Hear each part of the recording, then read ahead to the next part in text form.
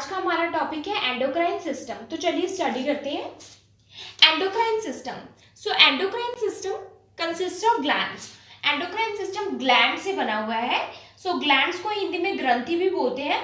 सो इसलिए सबसे पहले हम पढ़ेंगे कि ग्लैंड्स क्या होता है basically. So glands are also called secretory organs.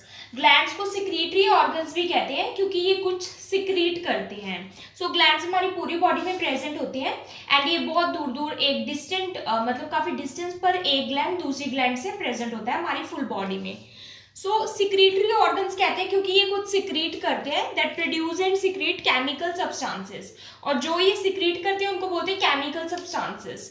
So chemical substances कुछ भी हो सकते हैं, हॉर्मोन्स, एंजाइम्स, कोई भी जूसेस या सिक्रीशंस। देन हमारी बॉडी में टू टाइप्स के ग्लैंड्स प्रेजेंट होते हैं। फर्स्ट है एंडोक्राइन ग्लैंड्स एंड सेकंड है एक्सोक्राइन ग्लैंड्स। सो एंडोक्राइन ग्लैंड्स को हम डक्टलेस ग्लैंड्स भी बोलते हैं।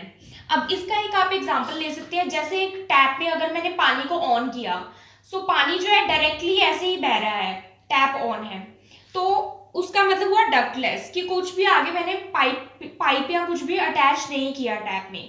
अब एक्सोक्राइन ग्लैंड्स क्या होता है, ये डक्ट्स के थ्रू अपनी सिक्रीशंस को छोड़ते हैं। अब उसी टैप के आगे अगर मैं एक पाइप लगा दूं, सो वो जो पानी है वो पाइप के थ्रू जाएगा। सो एक्सोक्राइन ग्लैंड्स उसी तरह से फंक्शन करती हैं। सो एंडोक्राइन ग्लैंड्स अपने हार्मोन्स डायरेक्टली ब्लड में छोड़ते हैं, कोई भी डक्ट के थ्रू ये नहीं छोड़ते, इसलिए इनको बोलते हैं ductless gland. Directly blood stream में ये अपने हार्मोन्स को सिक्रीट करते हैं।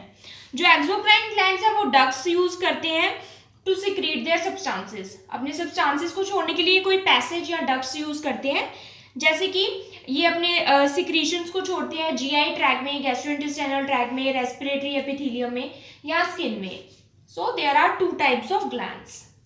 सो अब हम पढ़ेंगे एंडोक्राइन ग्लैंड्स क्या करती हैं। So endocrine gland secrete hormones.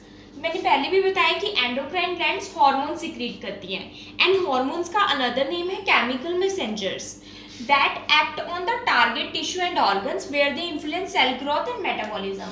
सो ये एंडोक्राइन ग्लैंड्स क्या करती हैं, हार्मोन्स को सिक्रीट करती हैं। अब जो टारगेट टिश्यू है, टारगेट टिश्यू या सेल का वो मतलब है जहां पर कोई एक्शन परफॉर्म होना है। सो ये हार्मोन्स डायरेक्टली उस टारगेट टिश्यू पर जाकर टारगेट करेंगे और उसके साथ बाइंड हो जाएंगे, जहां पर वो सेल ग्रोथ और मेटाबॉलिज्म को इन्फ्लुएंस करते हैं, जैसे कि सेल की ग्रोथ करना या कोई भी एक्शन को वहां जाकर ये परफॉर्म करते हैं। अब ये जैसे एक डायग्राम के थ्रू मैंने ये शो किया है, ये है एक टारगेट सेल। अब टारगेट सेल के ऊपर रिसेप्टर्स प्रेजेंट होते हैं जो इन हार्मोन्स को रिसीव करते हैं।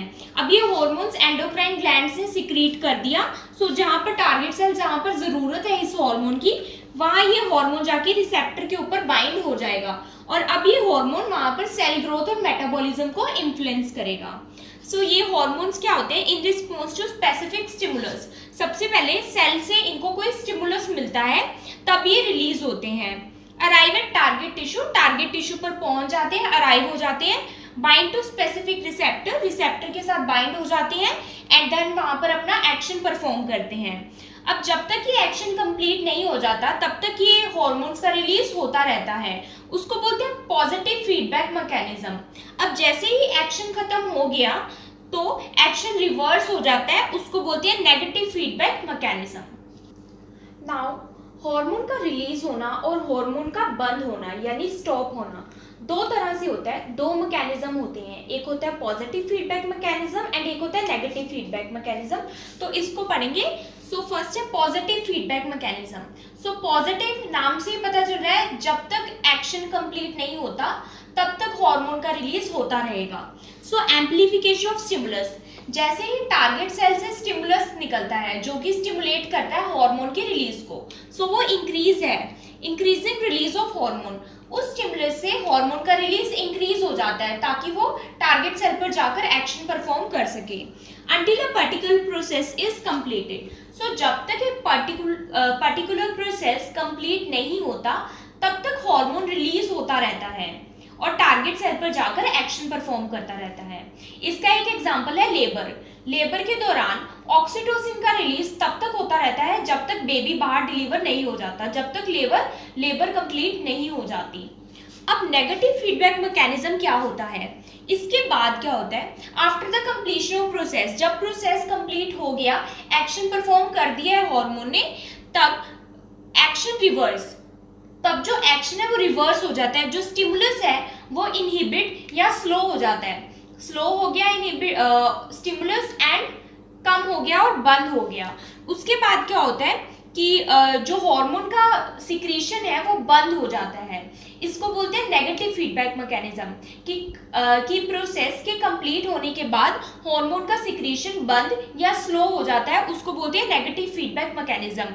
सो ऐसा क्यों होता है, इट कंसर्न विद होम्योस्टेसिस, तो हमारी बॉडी एक होम्योस्टेसिस का लेवल मेंटेन करके रखती है, बॉडी में एक बैलेंस मेंटेन करके रखती है। बहुत ज़्यादा सिक्रीशन के बाद हार्मोन की बहुत ज़्यादा सिक्रीशन हमेशा ना बनी रहे, इसलिए नेगेटिव फीडबैक मैकेनिज्म हमारी बॉडी में प्रेजेंट है। सो दोनों ही मैकेनिज्म चलते हैं, positive feedback mechanism and negative feedback mechanism simultaneously. Now different endocrine glands in the body, हमारी बॉडी में अलग अलग रीजन्स पर कौन कौन सी एंडोक्राइन ग्लैंड्स पाई जाती हैं। आई होप ये डायग्राम आपको समझ आ जाएगा। सबसे फर्स्ट है पाइनियल ग्लैंड। पाइनियल ग्लैंड या पीनियल ग्लैंड बहुत ही स्मॉल साइज की होती है, ये थर्ड वेंट्रिकल जो ब्रेन में प्रेजेंट होता है वहां पर उसकी रूफ में प्रेजेंट होती है, very small in size. Then है पिट्यूटरी ग्लैंड। पिट्यूटरी ग्लैंड बहुत इंपॉर्टेंट है, इसको मास्टर ग्लैंड भी कहा जाता है। ये हाइपोफाइजियल फोसा एक रीजन होता है स्फिनॉइड बोन का, वहां पर प्रेजेंट होती है बिलो द हाइपोथैलेमस। इसको पिट्यूटरी ग्लैंड को मास्टर ग्लैंड भी बोला जाता है। इसके दो लोब्स होते हैं mainly, anterior pituitary and posterior pituitary, बीच में एक इंटरमीडिएट लोब भी प्रेजेंट होता है। इसको मास्टर ग्लैंड इसलिए बोलते हैं क्योंकि ये काफी सारे अदर ग्लैंड्स की एक्टिविटीज को भी कंट्रोल करती है। Then thyroid gland and parathyroid gland, ये हमारे नेक रीजन में लैरिंग्स के सामने पाया जाता है, parathyroid and thyroid gland. Thyroid gland के भी 2 लोब्स है एंड इसकी बैक साइड पर थायराइड ग्लैंड के पीछे 4 पैराथायराइड ग्लैंड्स प्रेजेंट होती हैं। देन है चेस्ट रीजन में थाइमस ग्लैंड। जो मीडियास्टिनम एक रीजन होता है जिसमें हार्ट प्रेजेंट होता है, मीडियास्टिनम जो स्पेस है उसके बैक साइड में प्रेजेंट होती है थाइमस ग्लैंड। देन है left adrenal gland. Adrenal glands हमारे किडनीज के ऊपर प्रेजेंट होती है। 2 एड्रीनल ग्लैंड है, हर किडनी लेफ्ट के ऊपर लेफ्ट एड्रीनल ग्लैंड प्रेजेंट होती है, राइट किडनी के ऊपर राइट एड्रीनल ग्लैंड प्रेजेंट होती है। देन है पैंक्रियाज, जो स्टमक के साइड में प्रेजेंट है पैंक्रियाज, इसमें भी मेनली एंडोक्राइन पैंक्रियास, इसमें सेल्स प्रेजेंट होते हैं पैंक्रियाटिक आइलेट्स जो कि हार्मोन्स को रिलीज करते हैं। देन हमारे रिप्रोडक्टिव रीजन्स में आते हैं ovaries in females and testis in males. Females में 2 ओवरीज होती हैं, ये भी हार्मोन सिक्रीट करती हैं, एंड 2 टेस्टिस इन मेल्स। ये थे different endocrine glands in the body. Thank you for watching my video. अगर आपको ये वीडियो समझ आए please like, subscribe and share my channel, and please do support women empowerment.